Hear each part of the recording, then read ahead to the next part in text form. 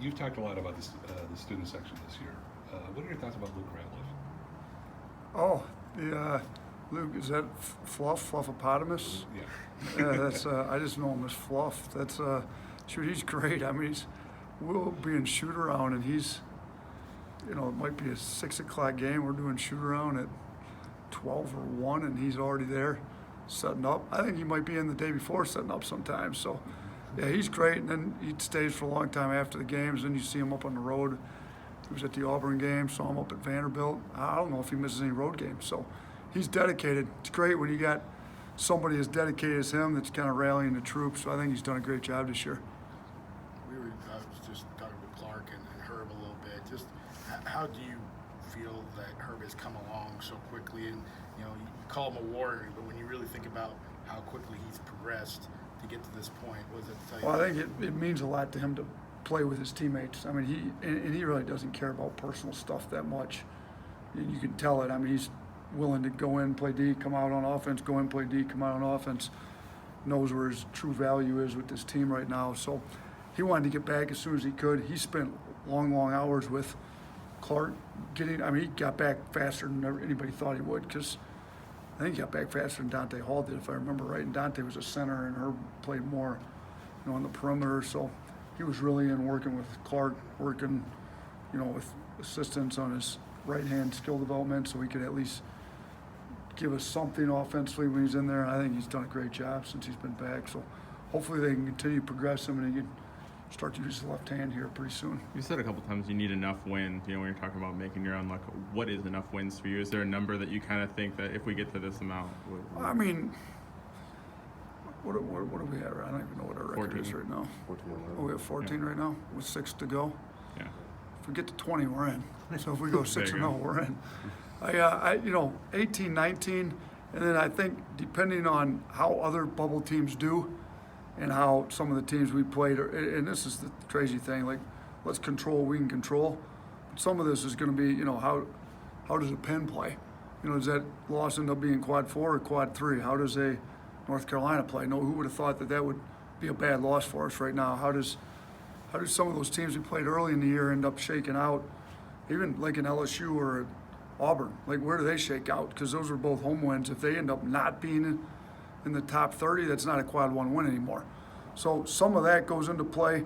Like we're going to control what we can control. We're going to try to win as many as we can these last 6, and then you got to go to Nashville and win as many as you can there, and trust that our work that we've done. And they also say that they're going to look at injuries. Well, we lost Arkansas and Tennessee without Herb. We played without Herb being 100% for a month or so, back in November. So got to look at some of that. And now we're getting healthy. Everybody is playing. And they also look at how you finish the year. So how do we finish these next 6 games? I think they're supposed to take a team that's hot in February, March over a team that got all their quality wins back in November, December. So hopefully we are hot February and March. Hopefully we've done enough when it comes time on Selection Sunday that we're playing in the tournament. I know our guys that have played in it want to be there. Those that haven't played in it really don't know how big it is, but they want to be in it. And I've coached in it 4 out of the last 5 years, 3 out of the last 4 as a head coach. It's a big deal. We want to be there. You mentioned North Carolina, Kentucky. It seems like the normal elite upper echelon teams that dominate most years aren't necessarily having that much success this year, at least comparably. How much parity is there out there right now? How much do you think that could maybe help a team like Alabama? I mean, it can either help or hurt. I mean, there is a lot of parity. I mean, you look at how many different teams went through the number 1 spot, and even in the top 10, how many have been there in the top 25. But it also means there's a lot of teams kind of in that 40 to 60 range where we're going to be competing with kind of on the bubble. So, look, I'll say this. It means teams that maybe are on the bubble or out of the tournament right now could go in and make a run in the tournament because of the parity. I think it speaks to what you're able to do if you can get into the tournament, but we got to get in first.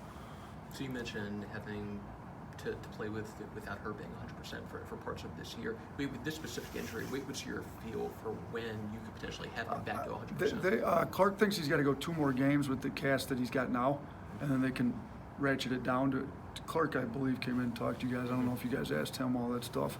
He's got better answers than that, but the info I've got from him, I think, is 2 more games with what he's got now.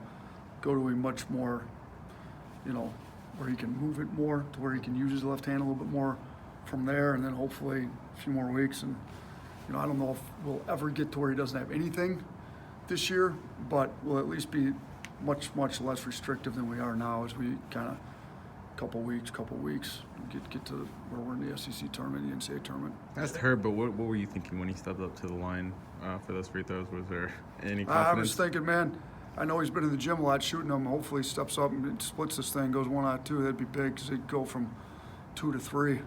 So, when he went 2 for 2, I was fired up, and the last one was a swish. That was big.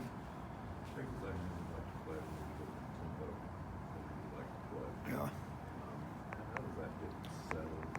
What do you see? They'd rather throw it into Nebo, have him go to the free throw line. Yeah, I mean, they're a heavy post-up team, and Nebo's getting a bulk of that, but they'll even post up some of their 3s, 4s. Yeah, flag posts, Miller posts.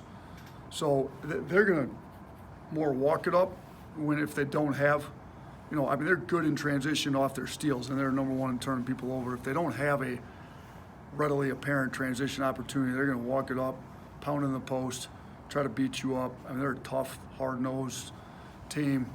We want to be tough and hard-nosed, but obviously we're trying to run. So we're going to have to get stops. If we can get stops, I think we can run on them. If we're not getting stops, they're living at the free throw line with Nebo and Flag and Miller and whoever getting to the free throw line consistently, and their defense is always set. I mean, they do their kind of 3/4 court press that slows the game down, a lot, and then they get back and they're really don't let the ball get, they don't let you drive the ball in the paint at all. I mean, they're shrunk in so hard, so they turn people over.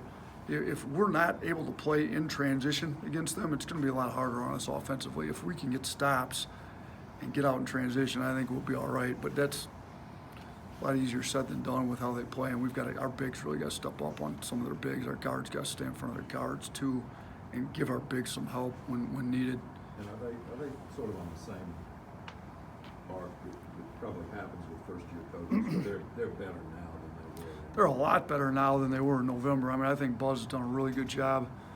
I mean, if you look at some of their games back in November, December, I run into him on a recruiting trip up in New England back in, I think it was November, and he was really down on his team. I think they look a lot better now to me than they did. We haven't gotten to see them a whole lot. They haven't played too many teams that we've had recently. It's just some teams, it seems like every team you play, they just played them in their last 2 games. You get to see them a bunch. This is one of those I haven't seen a bunch, so when I got to them, they're a lot better. They're 6-6 in the league. They're the same record we are. So, all the Ken Palm and numbers, like that stuff goes all the way back. This is a completely different team from November and even December to what they are right now. So, we're going to have our hands full. I mean, they went in, won at Tennessee. I mean, they've won games that we've lost. So, they're a quality team that we're going to play well. With Herbert, 1 or 2 more questions here.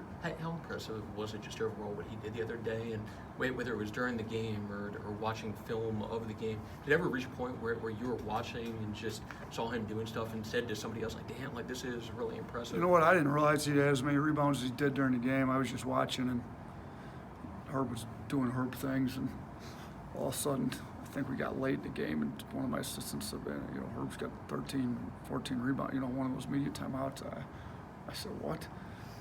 So I didn't realize it. As I watched the game and just saw him, he just kept gobbling up rebounds. I was excited. I still watching the game on video. Then you hear the crowd. A lot of times I won't watch the game with any sound on.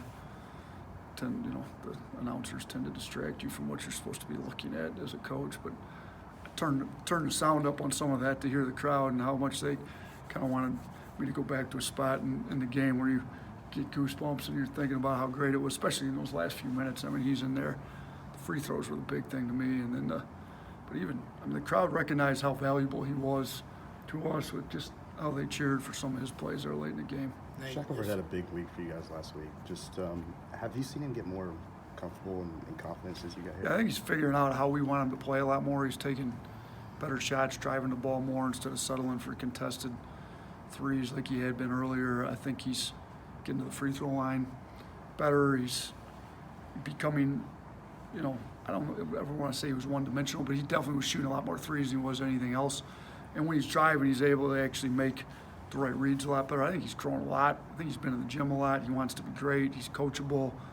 He's asking us the right questions in video and outside of video, like what, you know, should he have done this, should he have done that? Like he's a really good kid. So I think proud of the way he's come. It's great. He's got freshman of the week and Kyrie got player of the week, both in the same weeks.